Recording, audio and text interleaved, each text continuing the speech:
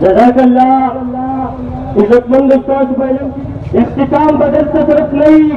کسی چوک سے آوتو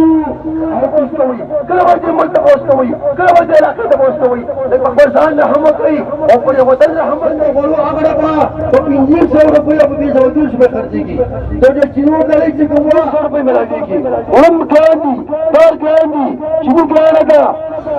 انہا اہل حکومت نامنظور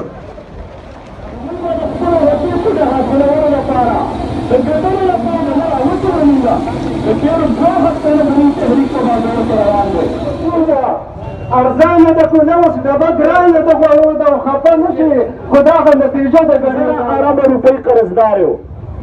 بیا دا پاکستان په 2013 کې دا قوم سره غلا وکړه دا قوم سره دوکه وکړه دا دوکه باز دی دا دغه باز دی دا قوم سره ظلم وکړو دا قوم سره زیاتی وکړو خو دا دې ملګري چې خبره وکړه دا واقعي دا د ټولو نه زیات زیاتی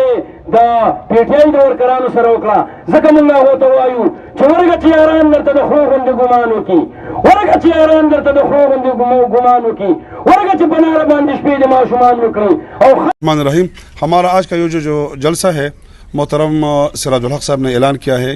کہ مہنگائی کے خلاف یہ پورا ہفتہ جو ہے احتجاج کے طور پر منایا جائے گا.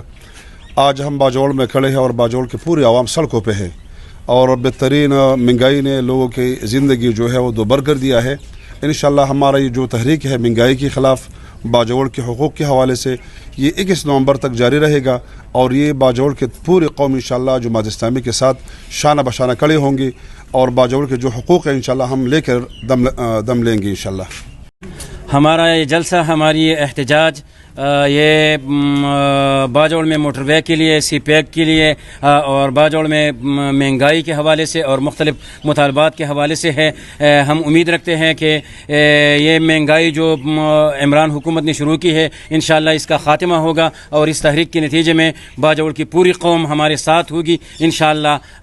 اور ہم اس ظلم کے خلاف احتجاج جاری رکھیں گے. انشاءاللہ 21 نومبر کو ڈپٹی کمشنر کے دفتر کے سامنے ہمارا بڑا دھرنا ہوگا, بہت بڑا احتجاج ہوگا اور ہماری یہ تحریک جاری رہے گی انشاءاللہ.